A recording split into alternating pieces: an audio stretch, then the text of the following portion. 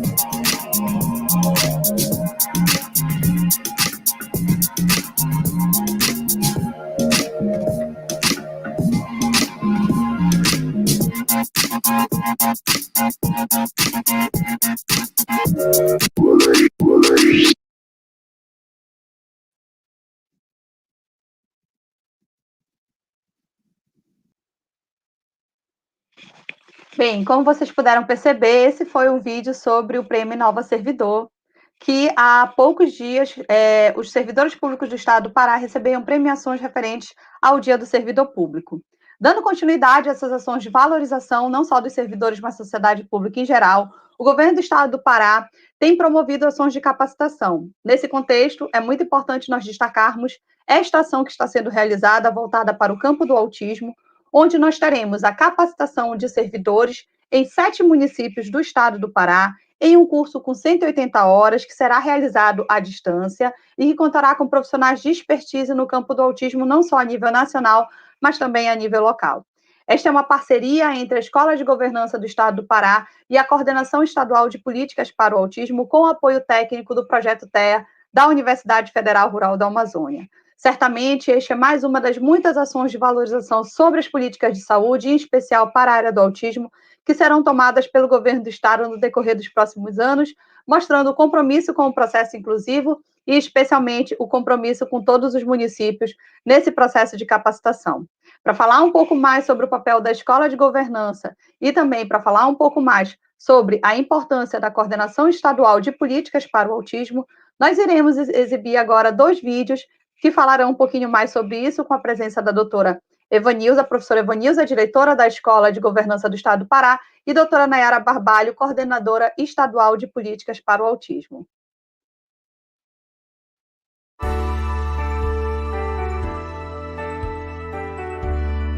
Sejam todos bem-vindos à Escola de Governança do Estado do Pará. Sou a professora Evanilza Marinho, diretora-geral da IGPA. A IGPA, por meio do Programa de Educação à Distância, com os recursos que a tecnologia da informação disponibiliza, tem beneficiado um grande número de servidores estaduais e municipais. Utilizando o nosso ambiente virtual de aprendizagem, os servidores públicos podem participar de cursos em qualquer horário e de qualquer local, desde que possuam uma conexão à internet. A IGPA, em nome do Governo do Estado do Pará, acredita que a permanente capacitação dos servidores públicos, aliada a ações de estímulo à educação permanente, contribuirá decisivamente para uma gestão pública eficiente e realmente focada no atendimento às demandas da sociedade. Desejamos a todos um bom curso que aproveitem ao máximo os novos conhecimentos adquiridos e os apliquem nas suas atividades e projetos, buscando a excelência do serviço público. Olá, boa noite a todos. Para quem não me conhece, meu nome é Nayara Barbalho e estou como coordenadora estadual de políticas para o autismo. Hoje eu vim aqui para desejar boas-vindas a todos os participantes do curso e agradecer o empenho, a doação da equipe técnica. Agradecer a parceria da Escola de Governança, da Universidade Federal Rural da Amazônia, através do Projeto TEA, da equipe da Coordenação Estadual de Políticas para o Autismo. Esse ano, o Estado do Pará instituiu a Lei de Proteção dos Direitos da Pessoa com Transtorno do Espectro Autista, e a capacitação é um dos pilares fundamentais para que nós possamos executar essa política. Por isso, desejo um curso com muito conhecimento, com muita dedicação, para que nós possamos transformar o Estado do Pará em um Estado mais inclusivo. Aproveitem!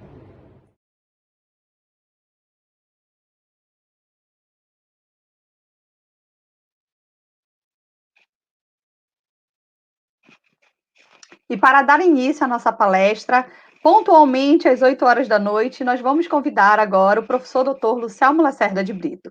O professor Lucelmo, ele tem pós-doutorado em psicologia pela UFSCar, estudando a inclusão escolar da pessoa com autismo. Tem doutorado em educação pela PUC de São Paulo e mestrado em história também pela PUC de São Paulo. É historiador, especialista em educação especial, inclusiva e políticas de inclusão. Pesquisa a representação da pessoa com autismo, inclusão escolar, mediação escolar em processos inclusivos. Tem interesse em psicologia experimental e pesquisa aplicada em ambiente escolar, implementando por práticas pedagógicas baseadas em evidências. É autor do livro Transtorno do Espectro Autista, uma brevíssima introdução. Seja muito bem-vindo, professor Lucelmo. Para nós é uma honra recebê-lo novamente aqui no estado do Pará, é uma honra tê-lo no corpo docente desse curso de aperfeiçoamento. E eu passo agora a palavra ao senhor para que possa nos brindar com esta aula inaugural. Muito obrigado, Flávia. Em primeiro lugar, agradecer imensamente a toda a equipe do Pará, né, a professora Flávia Marçal, a Nayara Barbalho, que tem feito, né, essa dupla aí tem feito um trabalho incrível no Belém do Pará, no Pará como um todo.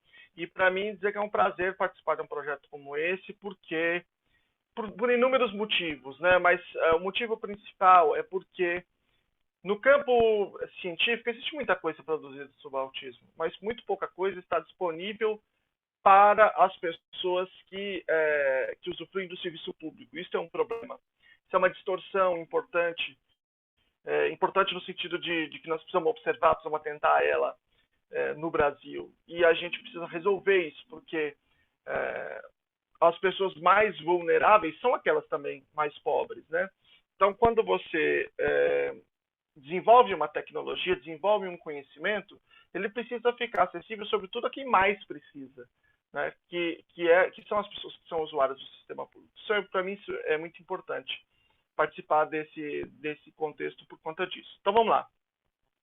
A proposta é eu falar para vocês aqui sobre a importância do que a gente chama de práticas baseadas em evidências para o autismo.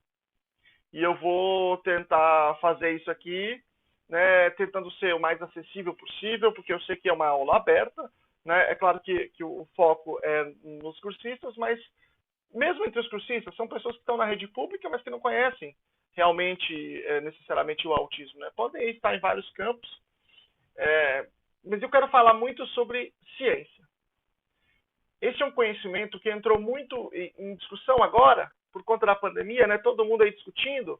Hoje, não sei se vocês viram, saiu uma notícia que a Pfizer disse que a vacina tem 90% de eficácia. A Rússia disse a mesma coisa logo em seguida, né? A Sputnik 2. Então, nós estamos numa discussão muito grande sobre o que tem evidência, não tem evidência, se a cloroquina tem, se não tem. Está todo mundo falando sobre isso. Isso é interessante, porque a gente acaba discutindo esse tópico. Então, é esse tópico que eu quero discutir com vocês aqui e quero defender que ele é fundamental para a gente pensar em autismo. Tá? O autismo, vou começar pelo começo mesmo, né? O autismo é uma condição, é um diagnóstico que só foi criado no ano de 1943. Parece muito tempo, mas de fato é pouco tempo, né? Ele tem menos de 80 anos. Isso não quer dizer que as pessoas com autismo só surgiram 80 anos atrás, elas sempre existiram. Nós temos diversos relatos da Europa, da Idade Média, que se enquadram perfeitamente naquilo que a gente chama de autismo. Existe especificamente um caso do século XVIII, na Escócia, na Inglaterra, em que foi um processo. Então, o comportamento de um indivíduo ficou muito bem documentado, muito bem detalhado, né, por várias pessoas, e ele mesmo foi até o tribunal. Então, a gente sabe que o autismo sempre existiu, né? Ele é um transtorno que sempre teve na sociedade, mas não havia uma forma da gente descrevê-lo de uma maneira clara, né? Até porque não existia nem ciência. Então, você tinha alguns atributos que eram dados a pessoas com condições mais graves, por exemplo, a deficiência intelectual, atributos que hoje seriam inaceitáveis, né, inclusive. Mas, especificamente, o quadro do autismo nós não tínhamos. Quando surge a ciência e a gente começa a criar os diagnósticos, enquadrar esses grupos de condições em nomes, né, em uma clareza diagnóstica, quando a medicina passa a ter essa relação, você tem uma série de condições que são descritas, que são caracterizadas pela relação entre um agente causador, a gente chama de etiologia, e um conjunto de prejuízos, né? A sintomática. Né? Então, você tem uma etiologia e uma sintomática. Então, isto é uma doença. Né? Então, nós temos, por exemplo, a gripe, nós temos a Covid-19, né? Uma doença. O que é essa doença? É a relação entre um agente etiológico, que é o coronavírus, né? E nós temos uma manifestação sintomática que as pessoas desenvolvem mais ou menos grave. Então, isso é a Covid-19. Né? E a gente pode pensar em várias coisas assim. Acontece que tem condições, e as condições, vamos chamar assim, mentais ou comportamentais, se enquadram, em geral, nesses quadros, que você tem uma sintomática, mas não tem um agente etiológico claro. O que causa deficiência intelectual? O que causa esquizofrenia? O que causa mutismo seletivo? O que causa autismo? O agente causador é múltiplo, meio indistinto, e às vezes são muitas coisas ao mesmo tempo. E você tem um quadro sintomático. Então, neste caso, nós não temos uma doença. Nós não temos uma relação entre um agente causador e uma sintomática. Nós só temos a sintomática. Então, isso é um transtorno. Né? Esses transtornos, então, começaram a ser classificados, começaram a ser descritos, né? A partir do século XIX, começo do século XX. E nós tínhamos algumas condições mentais, como a esquizofrenia ou como o que a gente chama hoje de deficiência intelectual, mas não o autismo. Em 1943 surge pela primeira vez esse diagnóstico, mas as pessoas não usavam muito, depois elas começam a usar, e existia naquele contexto, e passou a existir, a seguinte descrição, que o autismo era uma condição de isolamento, de um indivíduo que não conseguia se comunicar adequadamente, porque as suas mães os odiavam. A mãe queria a morte daquela criança. Então, aquela criança, para se proteger deste ódio, dessa repulsa, ele se encapsulava, né? Como se ele se recusasse a sair para o mundo. Essa teoria, não é nem teoria, né? Mas essa ideia ficou conhecida como mãe geladeira. Essa mãe que é fria, essa mãe que é distante, essa mãe que... Enfim. E isso aconteceu por quê? Na verdade, tem vários motivos, mas um motivo, talvez possa ser... Dois motivos bem importantes são o seguinte. Imagina que você tem um indivíduo com autismo. Que você diga com ele assim, vem aqui na mamãe, ele não vem. Vem aqui no papai, ele não vem. que você fala com ele, ele não olha para os seus olhos, vira, vai para o outro lado. Que você pega um carrinho para brincar com ele não brinca com o carrinho com você. Que você joga a bola para ele não joga para você. Então, veja, num quadro típico, você joga a bola para a criança, bem pequenininha, ela joga de novo para você. E eu não estou falando de menino ou menina, qualquer um dos dois. Né? Se você faz uma brincadeirinha, a criança interage com você. Quando você passa perto da criança, a criança faz assim, ó, no seu olho, e parece que ela sabe um segredo seu. Então, é claro que aquilo entra numa dinâmica em que você estabelece uma relação, e essa relação ela é multiplicada, vamos dizer assim. Você sabe como agir naquele contexto. Né? Porque você foi criança um dia, porque você esteve na escola, porque você tem uma história. A criança com autismo, como ela apresenta esses comportamentos completamente diferentes, né, em grande parte das vezes, claro que depende do quadro, mas lá no começo, o autismo ele era só os casos mais graves. Os casos que hoje a gente chama de autismo leve não eram considerados à época ainda de autismo. Então imagina, você tem, portanto, mães e pais que tinham crianças que não respondiam essas interações da mesma forma, eles não sabiam outra forma. Então é claro que havia uma redução da relação. Porque era uma criança que não fazia contato visual, não conversava direito, não fazia nada. Então, veja, o autismo causava a redução da relação. Mas para quem está olhando, né, e se não está trabalhando com método científico, que está aí para a gente uma clareza muito grande, que teria métodos muito específicos, eles chegaram à conclusão que era o contrário. Era a redução da relação que causou o autismo. Veja o que eu estou querendo dizer. O que eu estou querendo dizer para vocês é que o que causa o quê? Isso não é uma coisa que você vai descobrir só olhando, só no olho. Para você descobrir o que causa o quê, é preciso que haja uma descrição da criança desde pequenininho. É preciso que você haja com aquela criança de uma maneira típica e descreva como ela reage, se é diferente ou se é tipicamente. Existe uma série de coisas muito grande. Portanto, dar uma olhada, a nossa experiência pessoal, simplesmente olhando uma situação, não é capaz de dizer isso.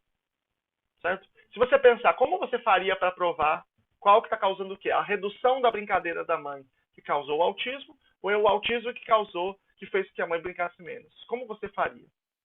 Se você pensar, é difícil fazer isso. Né? Quem veio primeiro, o ovo ou a galinha? É muito difícil. E aí, o que isso quer dizer? Quando uma coisa é difícil, a gente não diz assim, então é difícil, não dá para fazer com ciência. Tem que ser, então, só refletindo, só sentindo no coração. Não.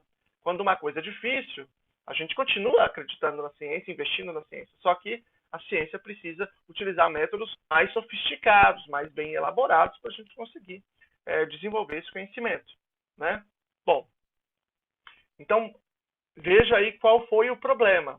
Não foi utilizado o método científico adequadamente para interpretar isso. E aí, entenderam que era a mãe que era culpada. Se a mãe é culpada, porque ela cria de uma certa forma, o que a gente tem que fazer então? Tem dois tratamentos possíveis. Tira a criança da mãe. 2, vai tratar a mãe. Essas são as duas possibilidades. Né? Então veja, ter uma visão errada sobre o fenômeno não é uma coisa qualquer. Não é uma coisa que tudo bem. É uma coisa grave. Impactos graves de longo prazo. Imagina essas mães que tiveram seus filhos tomados. É claro que não era assim, você quer dar o seu filho? Não. Essa mãe, desde do ponto de vista daquelas pessoas, eles acreditavam que essa mãe queria a morte dessa criança. Muitas mães se suicidaram. Então, este é o impacto que houve sobre essas famílias. A gente não utilizar o método científico naquele contexto. Muitas mães se suicidaram, muitas. Né? Outras tiveram que passar por tratamentos, longos tratamentos, como se elas fossem pessoas doentes. Porque elas, poxa, imagina, a mãe que é a morte do filho, né, só pode ser uma pessoa, né, que não é normal. E além disso, tem uma outra questão. A principal pessoa que disseminou essa perspectiva se chamava Bruno Bettelheim. E ele escreveu essas coisas num livro chamado A Fortaleza Vazia. Fortaleza Vazia. E aí, ele, por exemplo, gerenciava uma instituição que abrigava pessoas com autismo que eram retiradas das suas mães. Ele acabou se suicidando depois, muito velho, quando foi descoberto um conjunto de mentiras, que ele tinha um monte de mentiras sobre a vida dele, e também que ele espancava as crianças que eram levadas para lá. As pessoas eram espancadas lá. Então vejam, as pessoas com autismo eram retiradas de suas famílias e colocadas em ambientes propícios a abusos. Então isso é uma situação muito séria, muito grave. Você fala assim, mas isso aí é coisa do passado, né? Isso aí tem nada a ver, isso aí é só aula de história, isso aqui. Eu queria saber o ensinar autismo hoje, né? No passado. Então, só para vocês terem ideia, hoje existe um movimento, todo um movimento por práticas baseadas em evidências para o autismo no Brasil. Recentemente, no Paraná, foi aprovada uma lei que diz que tem que ter práticas baseadas em evidências. No meio da sessão, uma mulher invade a Câmara de Deputados com o livro do Bettelheim, entendendo, não pode aprovar essa lei, não pode aprovar, tá aqui, é tudo mentira isso daí. Nós estamos falando de 2017, acho que 2017 foi aprovado. Né? Então isso não é uma coisa que ficou no passado. Nós estamos falando da disputa que existe hoje, em 2020 no Brasil, depende dos outros países. Existe na França, né? Os Estados Unidos, Inglaterra, essa disputa já acabou, mas no Brasil existe muito ainda. Né? O atendimento que é dado para as pessoas com autismo, na maior parte do Brasil, é baseado nessa perspectiva da mãe geladeira. Pasmem, estou falando de 2020, tá bom? 2020. Bom, então, o que eu quero dizer é que, como a gente compreende as coisas de uma maneira científica ou não, tem impacto direto em como a gente age sobre essas coisas. Mas a nossa sorte é que uma dessas mães, que foi para um desses tratamentos, né? Para mãe, as mães tudo lá, aquele negócio, dizendo que é a culpa da mãe, que elas tinham que abrir o coração, gostar das crianças, aquele papo assim. Aí, essa mãe falou assim, tô achando estranho isso, porque dizer que eu causei o autismo do meu filho, eu sei que não causei, isso não tem nada a ver, né? Ela era enfermeira. Então ela foi até a biblioteca da universidade, acho que é a universidade, hospital universitário que ela trabalhava, pegou tudo que tinha sobre autismo, tinha só artigos, né? Não tinham livros ainda, e ela leu tudo aquilo, e não tinha nenhum dado, não tinha nenhuma base científica para dizer que era causal. Os caras dizendo e as pessoas acreditando.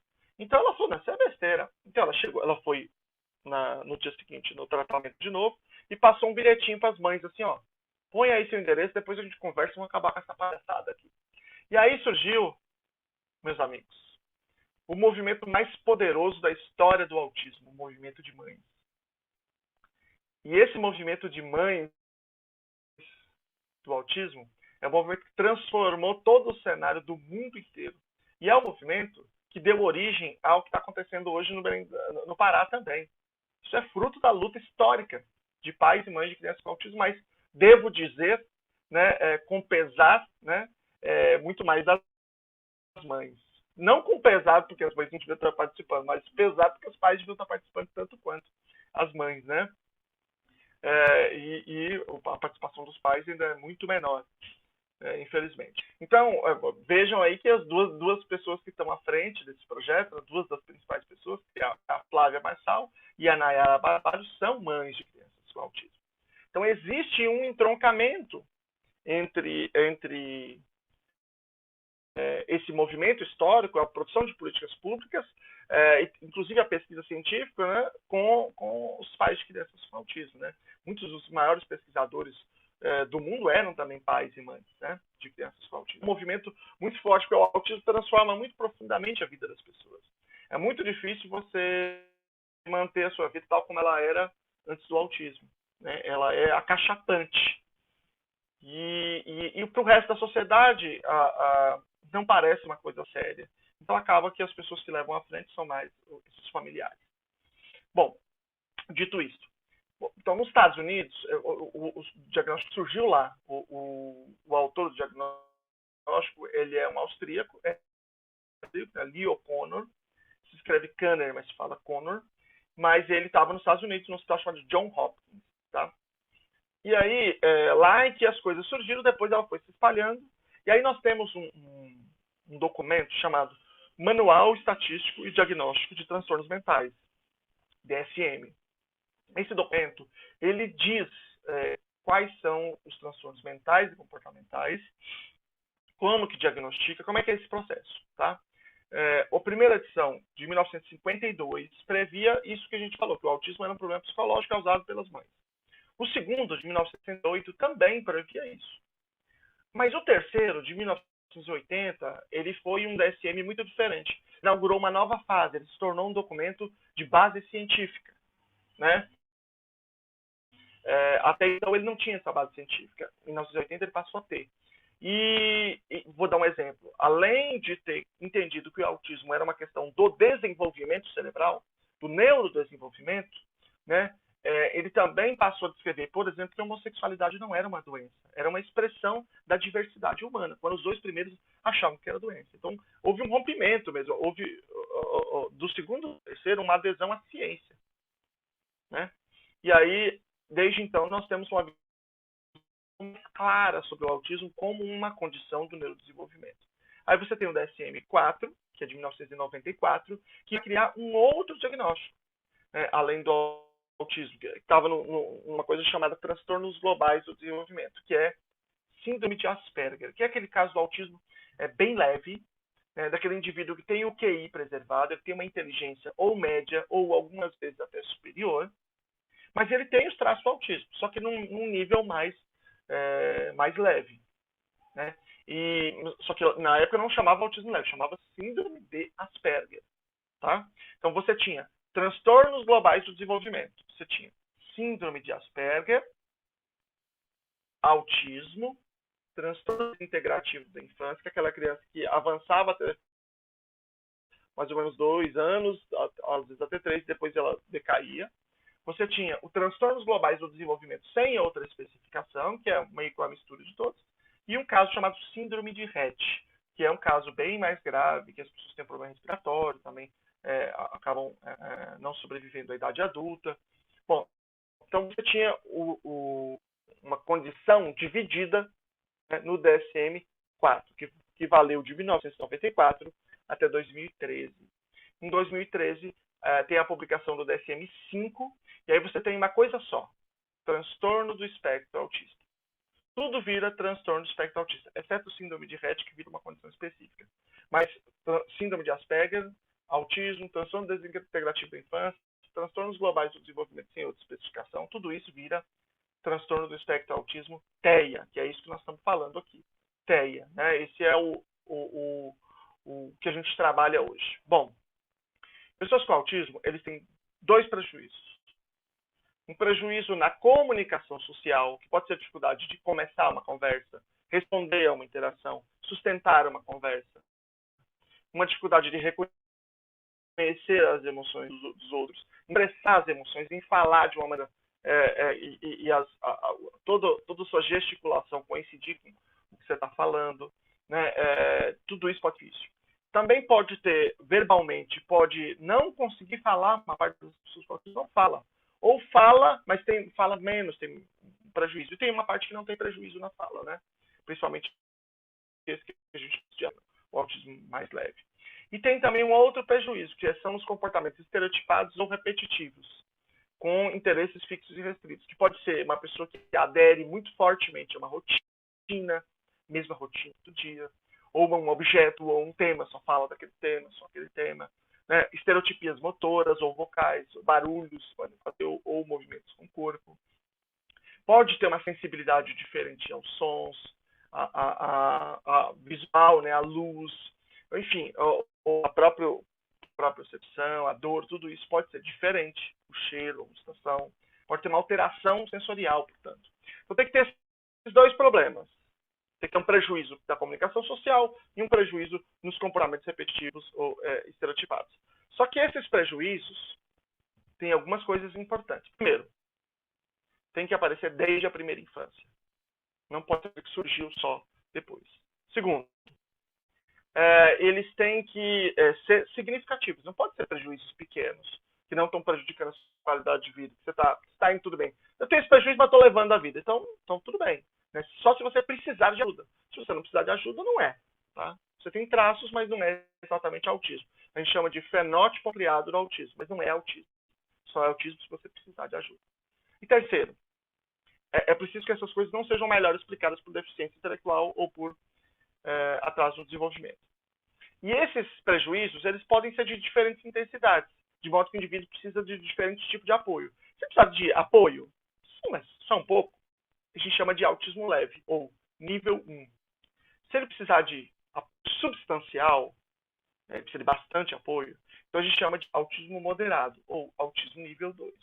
Agora, se ele precisar de apoio muito substancial, ele for completamente dependente, ele precisa de apoio o dia inteiro, então ele é autismo severo, ou autismo nível 3. Certo? Mas todos esses casos, você tem prejuízos de qualidade de vida muito significativos. Nos casos mais severos, pode ser que o indivíduo não consiga ir ao banheiro sozinho. Pode ser que ele não consiga vestir uma roupa sozinho. Né? Mas isso não quer dizer que o autismo leve seja moleza, seja tranquilo, que tá tudo. Não quer dizer isso. Imagina o caso de um menino que é verbalmente competente. Ele fala tudo muito bem, até melhor que os outros. Inteligência na média um pouquinho superior, mas dentro da média. Certo? Ele vai muito bem na escola, por exemplo. Mas na hora de conversar com uma pessoa, ele não percebe a sutileza do outro, da emoção, do tema. Ele só gosta de falar de insetos. Então, esse indivíduo, por exemplo, que é um quadro de autismo leve, né, ele pode não conseguir ter nenhum amigo no ambiente de escola. Esse ambiente que é um período em que a gente só quer saber de amigo dos pais, né? Os pais estão nem aí, quer saber dos amigos, amiga. Ele não consegue estabelecer nenhuma amizade, nenhuma relação. E aí você tem muitas e muitas vezes consequências que descambam para depressão, ansiedade, ideação suicida e, infelizmente, quadros gravíssimos, alarmantes de suicídio, por exemplo. Então a gente não pode entender que autismo leve é igual a coisas tranquilas, coisas leves que eu não preciso me preocupar.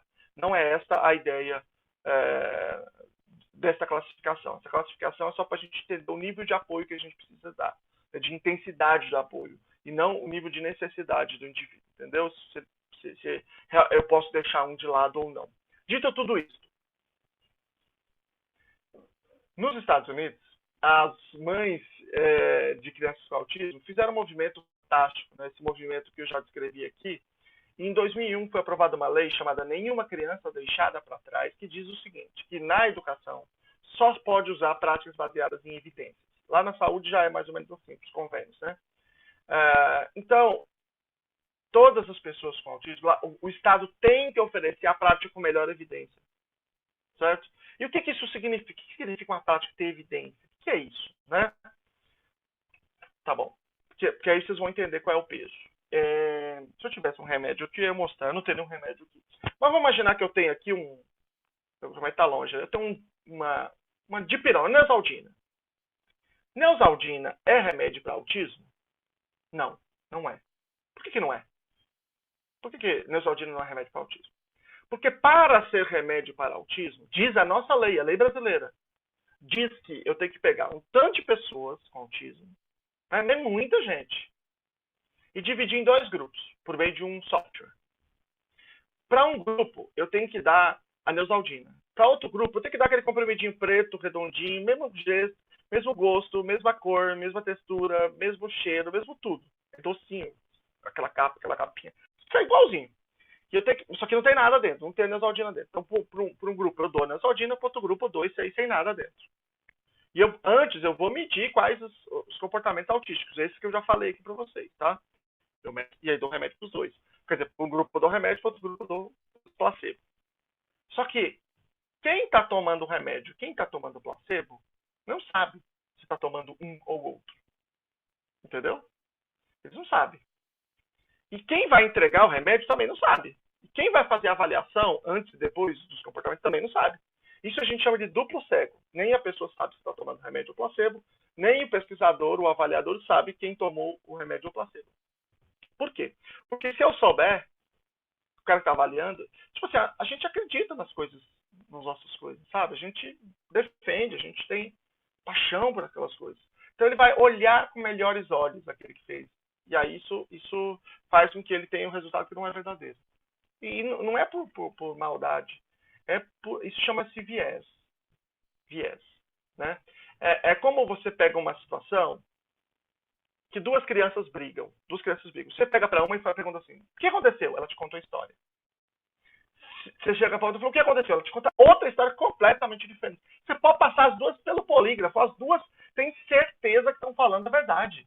Certeza. Mas como que duas crianças que acreditam profundamente que estão falando a verdade, falam coisas completamente diferentes uma da outra? Eu tô falando de criança, porque é mais simples, então tá no dia a dia. Mas pode tratar qualquer dois adultos que brigam. Vai na delegacia e vê, dois adultos que brigam, eles contam uma história completamente diferente. Isso é o viés.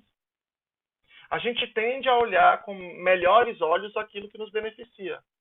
Sem querer, sem maldade. Sem maldade. Né?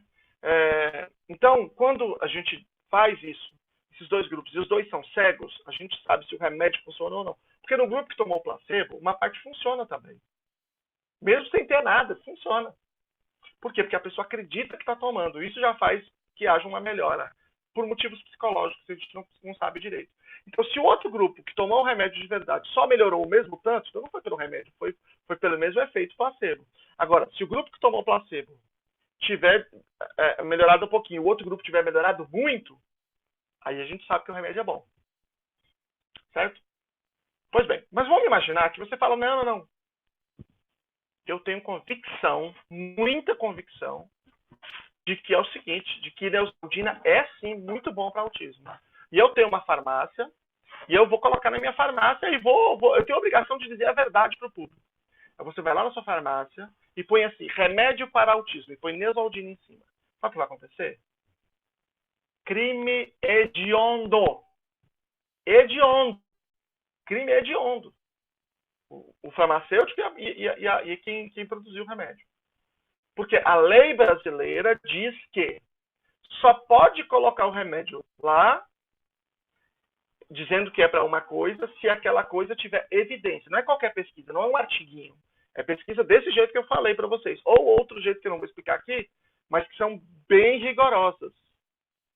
Certo? São revisão sistemática ou meta-análise com certos critérios, ou seja, pesquisas muito, muito, muito rigorosas para colocar um remédio.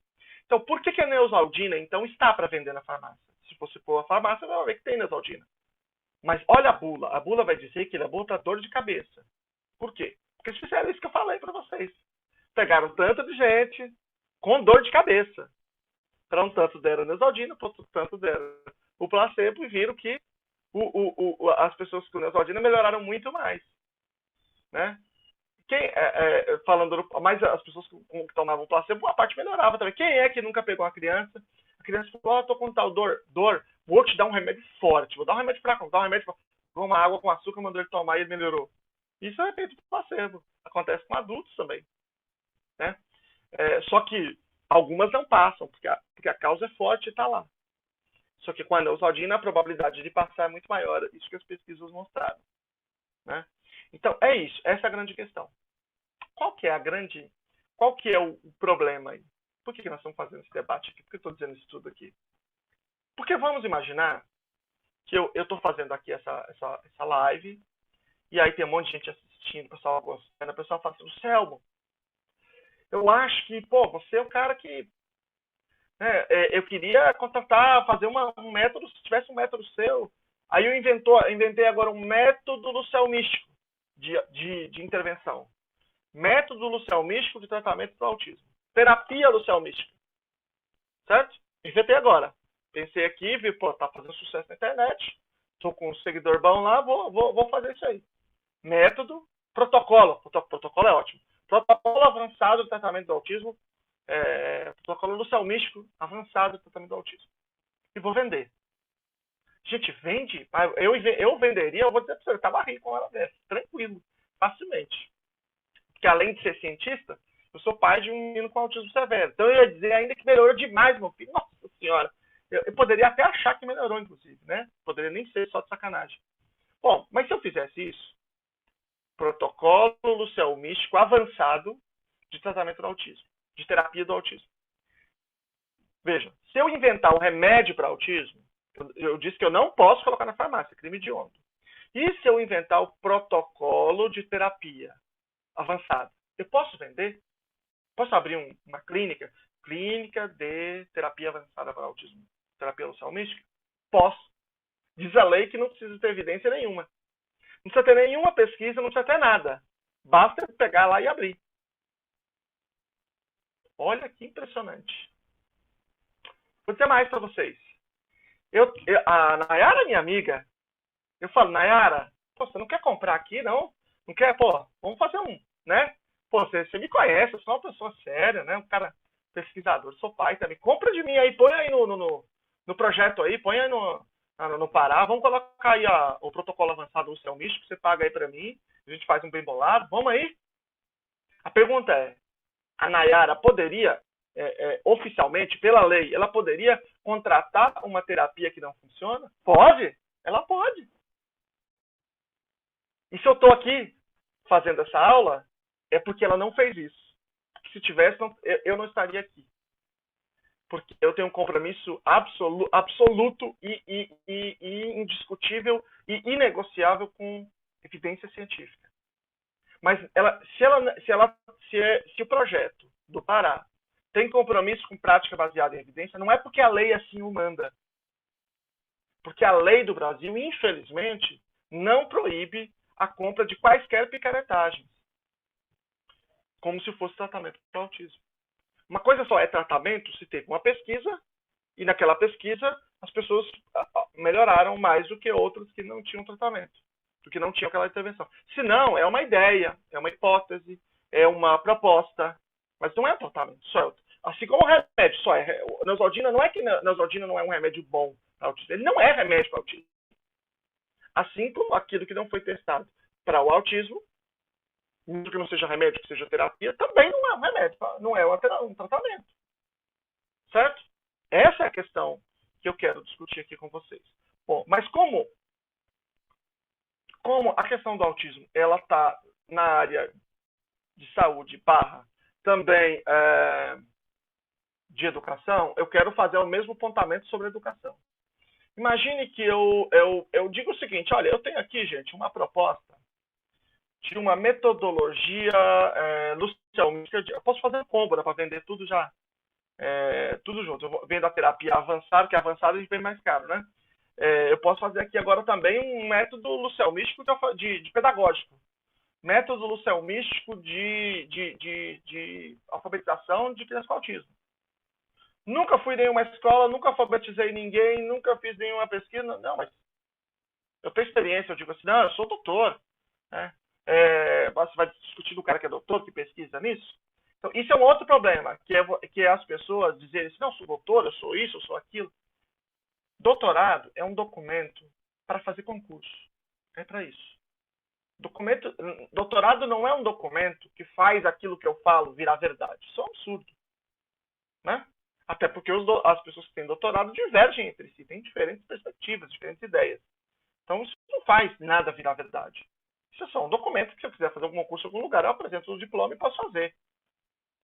Mas, nesse argumento, que a gente chama de argumento de autoridade, é que se amparam grande parte. Ah, tem na USP. E daí que tem na USP? Ah, mas tem na não sei aonde. E daí? Isso é argumento de autoridade. Não é porque está num lugar que é ciência, não é porque é alguém que falou que é ciência. É ciência se tem evidências científicas. Evidência científica é o quê? É esse tipo de pesquisa que eu falei para vocês. Pega um grupo, dá outro grupo, não dá, compara os dados. Isso aqui é evidência. Precisa ser num grupo, uma quantidade muito grande de pessoas. Existe uma série de critérios que não dá para explicar aqui, porque são critérios estatísticos muito sofisticados. Que isso é utilizado por todos os governos mais modernos do mundo. Como os Estados Unidos, como Finlândia, como Inglaterra, como qualquer lugar civilizado e que dá valor ao dinheiro público. Porque dinheiro público, a questão não é só não roubar. A questão é usar direito, usar de maneira a maximizar os resultados do dinheiro público. Né? Então, o respeito ao erário público, o respeito à pessoa que paga o imposto, não é você só não embolsar.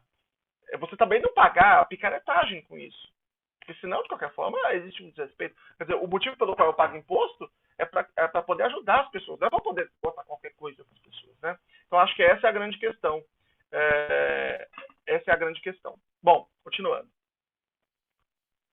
Então, assim como eu não posso dizer que uma terapia que alguém teve a ideia, mas não tem pesquisa o suficiente, não é tratamento para autismo, eu também não posso dizer que um método pedagógico que alguém inventou, mas que não tem base nenhuma em pesquisa, também não é um método pedagógico que sirva para autismo. É uma ideia que alguém teve, é uma hipótese, é uma proposta, mas não é um método pedagógico. Dito tudo isso, por conta desta lei de 2001 nos Estados Unidos, o governo, né, teve que passar a financiar universidades ou grandes instituições para que eles fizessem um levantamento de quais as pesquisas estão sendo feitas em todo o mundo, fazer uma avaliação de qual é a qualidade dessas pesquisas, se essas pesquisas são realmente boas. Porque, por exemplo, uma pesquisa que tem uma criança não tem valor. Uma pesquisa que tem 50, opa, já começaram a conversar. Pode até ter menos que 50, mas aí, quanto mais, maior a confiabilidade. Certo? Porque maior a representação do quadro do autismo que tem. Então, isso é um critério, por exemplo. A quantidade. Não. Tem outros critérios. Por exemplo, lembra que eu falei agora há pouco que cego, se é duplo cegueira? Os pesquisadores sabiam, quem avaliou sabia. A própria pessoa sabia se ela estava no grupo experimental ou grupo controle. Então, se ela é duplo ou cego, então, confiabilidade sobe. Quem implementou essa pesquisa usou um protocolo cientificamente validado, também, ou seja, que se passou por outras pesquisas para medir os comportamentos, né? Sim ou não? Então, tudo isso é importante. E aí, eles têm, portanto, umas listas. As listas dizem o que tem evidência e o que não tem. Então, o que tem evidência para autismo são 28 coisas. 28 coisas, tá? 28 práticas que têm evidência para autismo. Dessas 28 práticas, 23 são baseadas numa ciência chamada Análise do Comportamento Aplicada, ABA. Então, tratamento para autismo chama-se Intervenção Baseada em ABA. Certo? Tem duas dessas práticas, que são três dessas práticas, que às vezes são baseadas em ABA, nem todas as pesquisas são. Algumas são, outras não são, que é exercício e movimento. Então, a importância aqui da educação física central para autismo. Segundo, instrução e intervenção assistida por tecnologia. E intervenção mediada por música. Inclusive, tem algumas das mais importantes pessoas dessa área no Brasil estão aí no Pará, a pessoa Tassiane, que trabalha com musicoterapia na Federal do Pará, está terminando o doutorado. E nós temos duas outras práticas que não são baseadas em ABA, que é a intervenção cognitivo-comportamental, que é para depressão, ansiedade, instrução acadêmica e de autismo leve, e integração sensorial de Aires, que é uma prática feita por terapeutas ocupacionais, que é para problemas sensoriais. Tá, agora, dito tudo isso, então isso que são as práticas baseadas em evidências. Quando a gente usa essas práticas, a gente garante, a gente tem certeza absoluta que elas funcionam.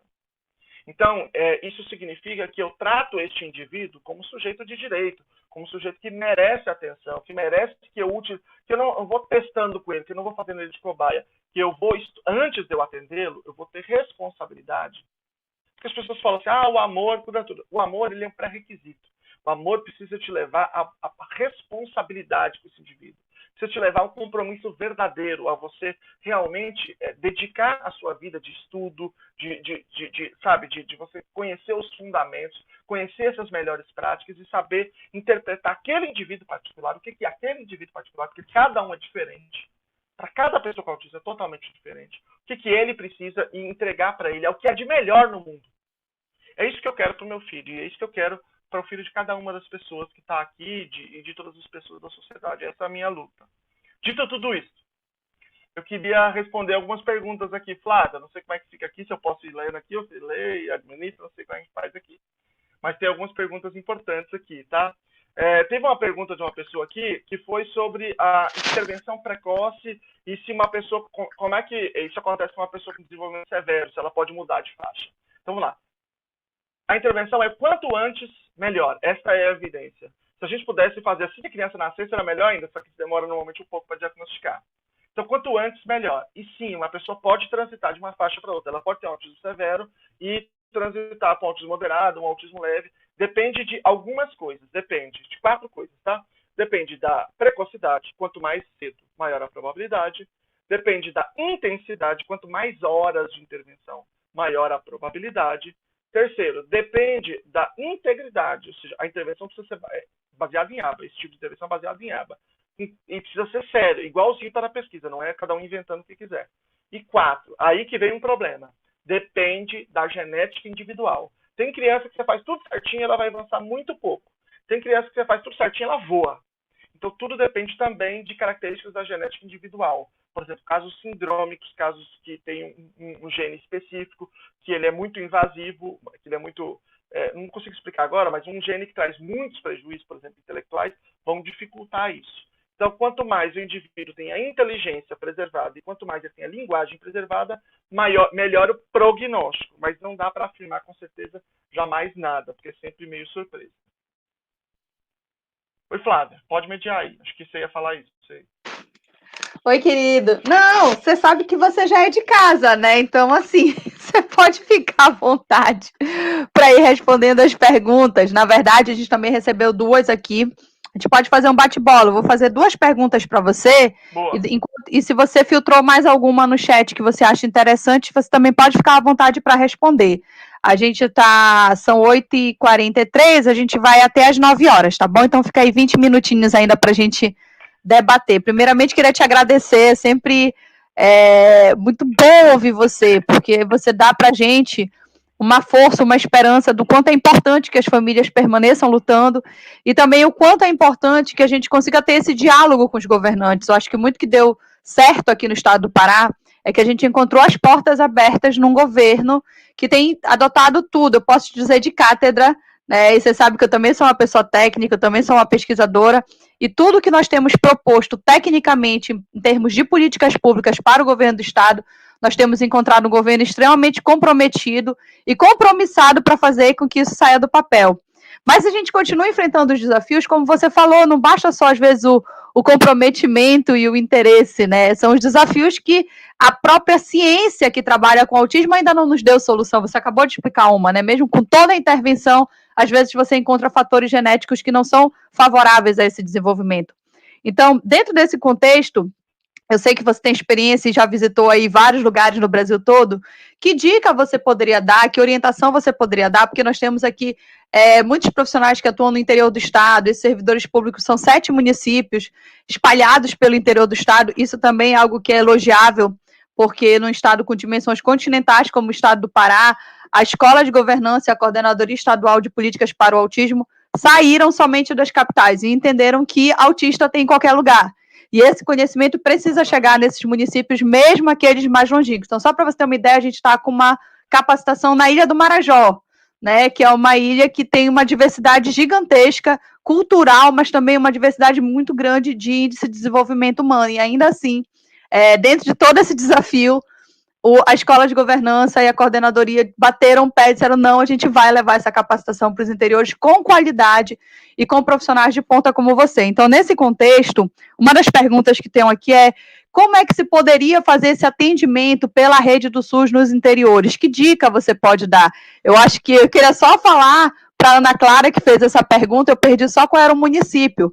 Mas essa é uma dúvida, né, Lucelmo, que a gente que visita aqui, dialoga com o MEC, que dialoga com outras secretarias, esse é um calo, digamos assim, mas eu queria ouvir um pouquinho você, Lucelmo, sobre isso, por favor. Tá, essa pergunta é muito importante e ela é importante em todos os contextos, né?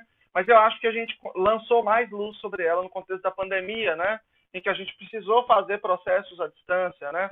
Existe a prática com melhor evidência, como eu disse, né, é uma prática que se baseia na análise do comportamento aplicado, que em geral, que é uma prática que ela exige uma especialização, um nível de conhecimento científico absurdo. Então, você acaba tendo um profissional super especializado, que também isso quer dizer que é um profissional super caro, né, cujo trabalho é um trabalho difícil e é caro, e a gente tem que sempre pensar em termos de custos, né? A não ser que a pessoa seja milionária. Se for, entre em contato comigo para a gente fazer uma amizade verdadeira. Mas, do contrário, quando a gente fala de serviço privado ou público, a gente precisa pensar nisso. Então, em geral, funciona assim. Um indivíduo com todas as expertise avalia uma criança, planeja a intervenção, e aí você tem um indivíduo que implementa a intervenção, e aí você tem esse outro indivíduo super experiente que ele supervisiona à distância essa intervenção. Então, o fato de ser uma ciência, a análise do comportamento aplicada, né, e mesmo as outras intervenções que não são baseadas em análise do comportamento, o fato de caracterizarem um processo científico, eles têm uma linguagem que permite a sua replicabilidade.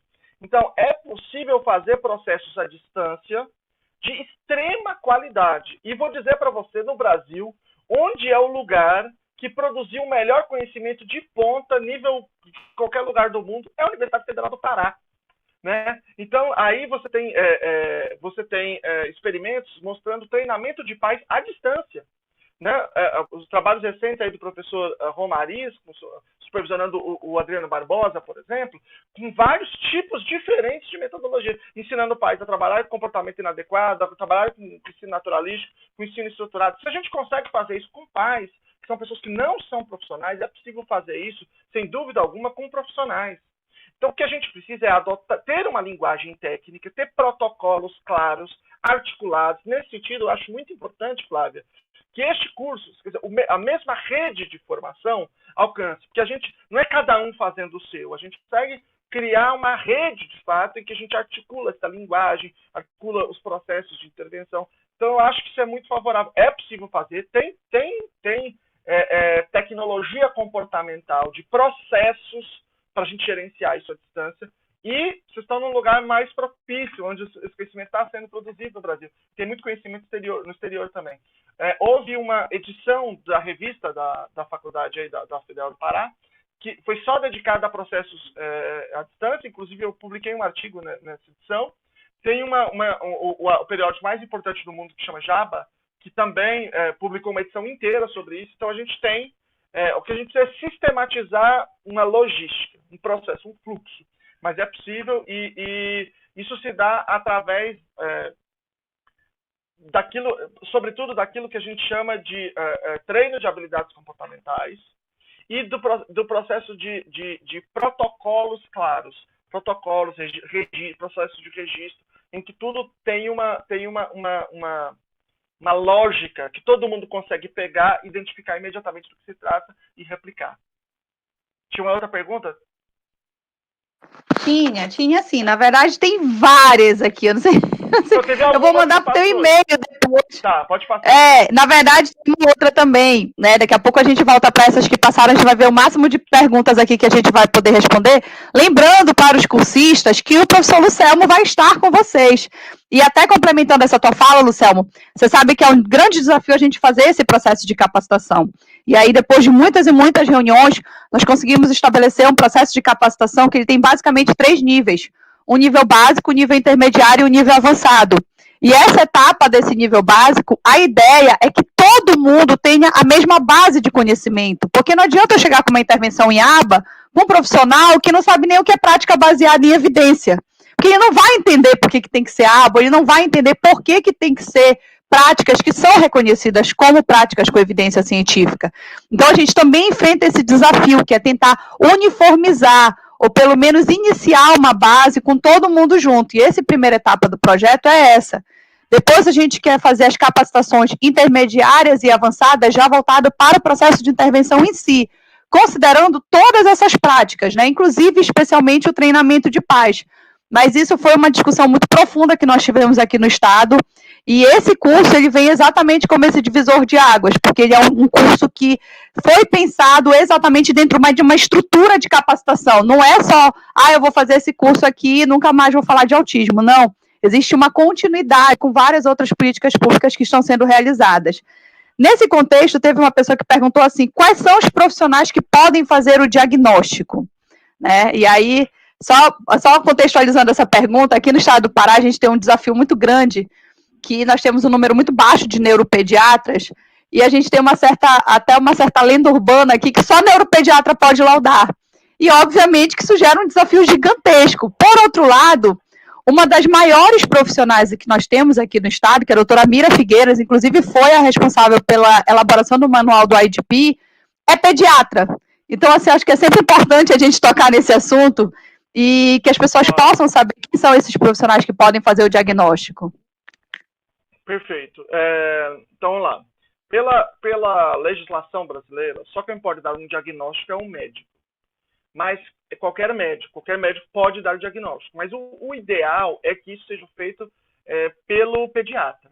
Então, eu estou agora começando uma pesquisa sobre o que os pediatras aprendem sobre autismo no Brasil. É uma pesquisa que eu estou fazendo lá, vou começar, né, pela USP, mas eu já comecei a adiantar algumas coisas, né? Eu peguei aí três documentos dos pediatras, da Sociedade Brasileira de Pediatria, da Academia Americana de Pediatria e do CDC nos Estados Unidos, e estou compilando ali o que eles estão... Estou traduzindo e estou compilando ali os conhecimentos. Então, o ideal é que os pediatras tenham conhecimento suficiente para implementar esse processo. Só que eles não fazem isso sozinhos, não é o ideal.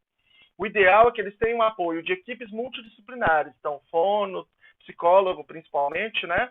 Então ele pede o apoio, pede outras avaliações e ele faz os exames de descarte, né? Que, por exemplo, se tiver desconfiança de que é uma síndrome, se tiver desconfiança de que é um problema de audição, ele pode pedir esses exames e aí ele pode fechar o diagnóstico. Então, isso precisa ficar muito claro. O ideal é inclusive, que os casos encaminhados para os especialistas sejam os casos mais complexos, os casos que merecem uma investigação mais específica, do conhecimento mais técnico, né? Casos mais sutis que precisa realmente de um conhecimento mais específico, mas o ideal é que a gente faça esses processos de formação de modo que os pediatras sejam capazes de fechar esse laudo. Porque nós temos um problema muito grave, que é o seguinte: de um modo geral, as mães descobrem que tem uma coisa diferente com essa criança por volta dos 2 anos.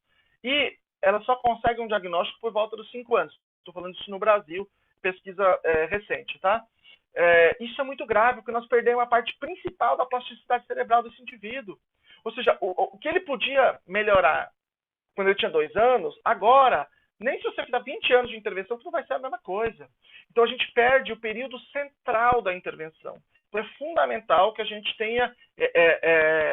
consiga ter um conjunto de pediatras que tenha segurança, que tenha conhecimento, que domine os instrumentos para isso, para que eles possam fazer esse diagnóstico. E um bom profissional é aquele que se serve também de uma equipe multidisciplinar, desses outros profissionais, fono, TO, psicólogo principalmente, para fechar um diagnóstico bem seguro. Excelente. Querido, tem uma pergunta da Verônica aqui que está fixada para a gente. Tá. Como devemos fazer quando o aluno com autismo não quer ficar na sala regular de ensino? Tá, ok. Então vamos lá.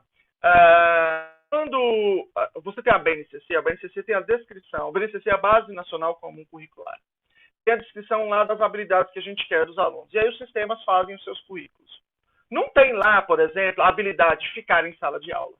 Por que não tem essa habilidade? Porque alunos com desenvolvimento típico desenvolvem isso sem você necessariamente fazer um ensino específico. Quando chega o primeiro diazinho de aula, ele já entra na sala. Né? Ele pode sair, pode dar uma sassaricada, mas daqui a pouco você fala com ele e ele volta.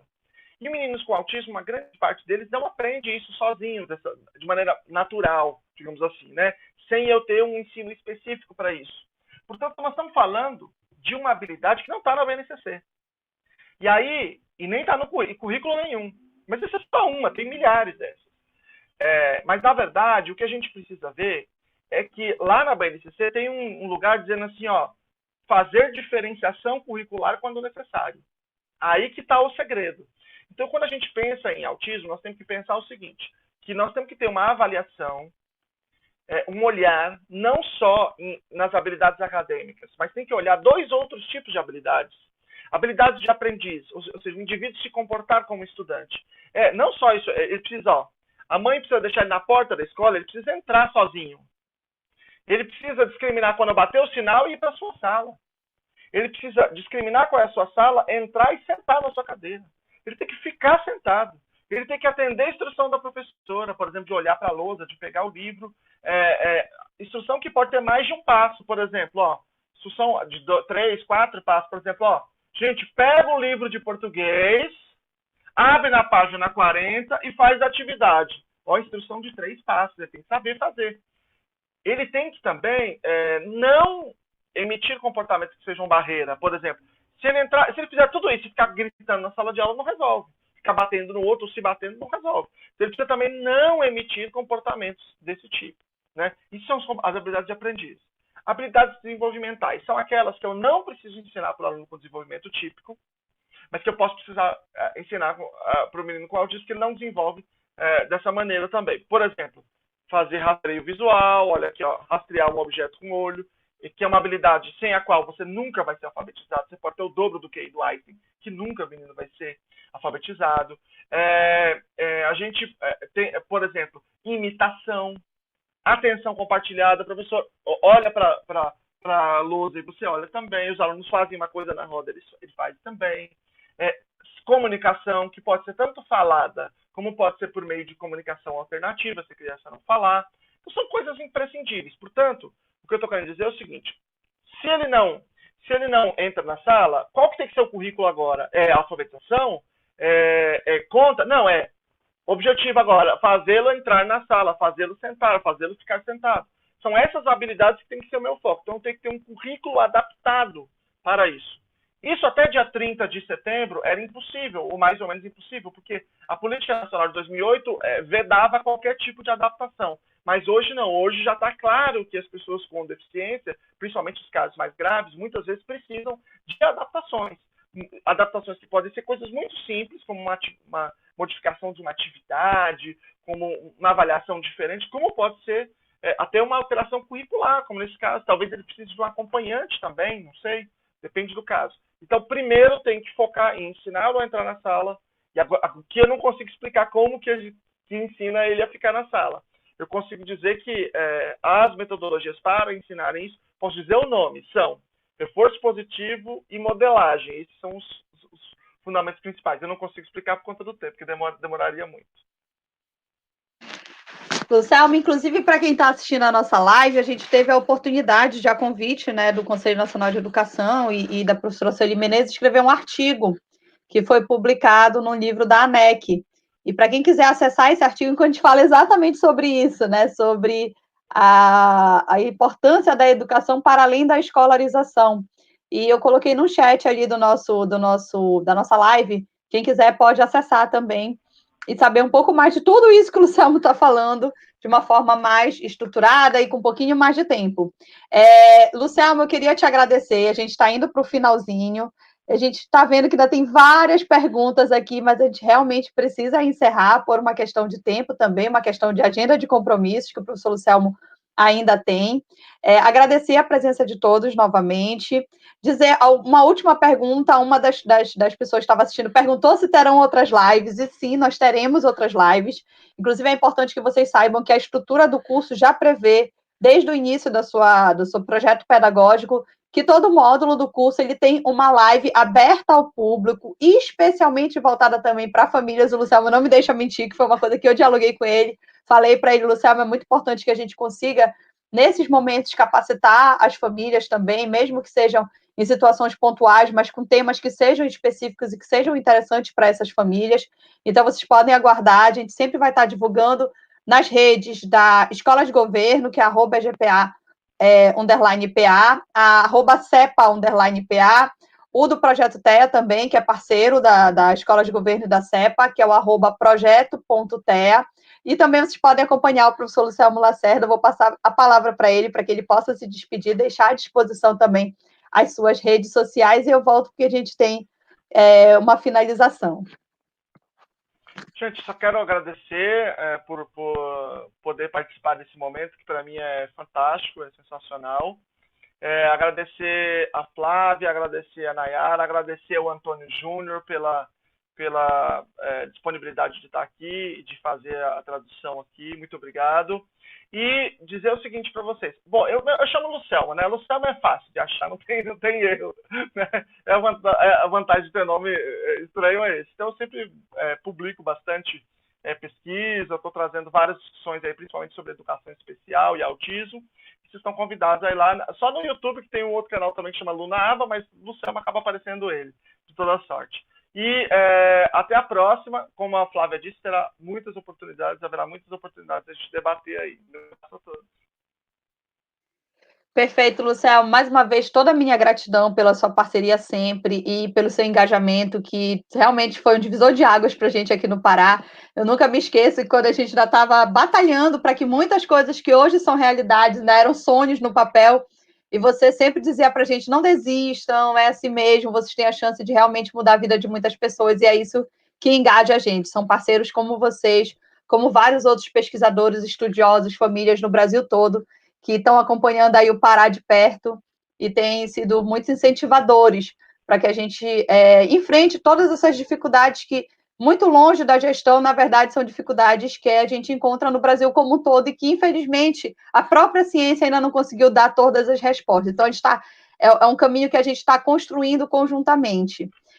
Para finalizar, agradecer também toda a equipe da Escola de Governo, agradecer o Antônio Júnior, todos os tutores que estão online aqui, atendendo a todos os cursistas, agradecer aos cursistas dos 7 municípios, todos os parceiros institucionais.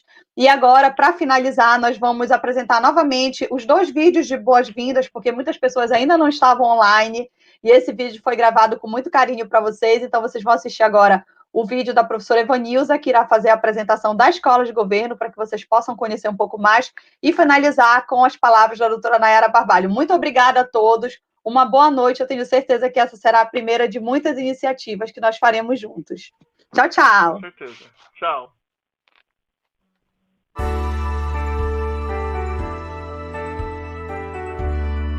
Sejam todos bem-vindos à Escola de Governança do Estado do Pará. Sou a professora Evanilza Marinho, diretora-geral da IGPA. A IGPA, por meio do Programa de Educação à Distância, com os recursos que a tecnologia da informação disponibiliza, tem beneficiado um grande número de servidores estaduais e municipais.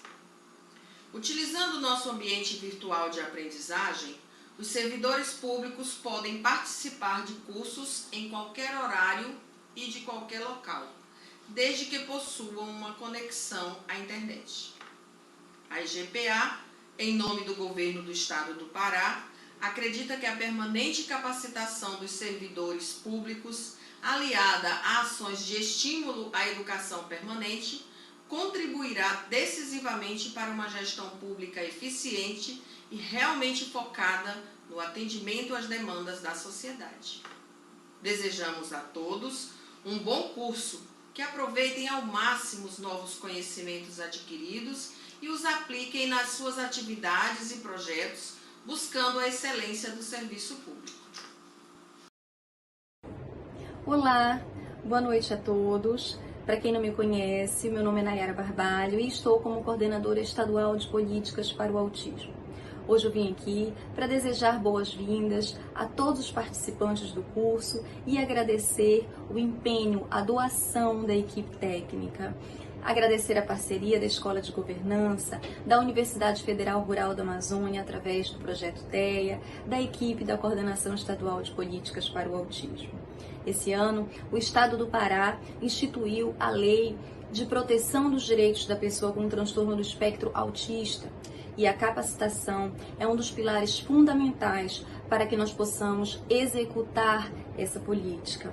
Por isso, desejo um curso com muito conhecimento, com muita dedicação, para que nós possamos transformar o Estado do Pará em um Estado mais inclusivo. Aproveitem!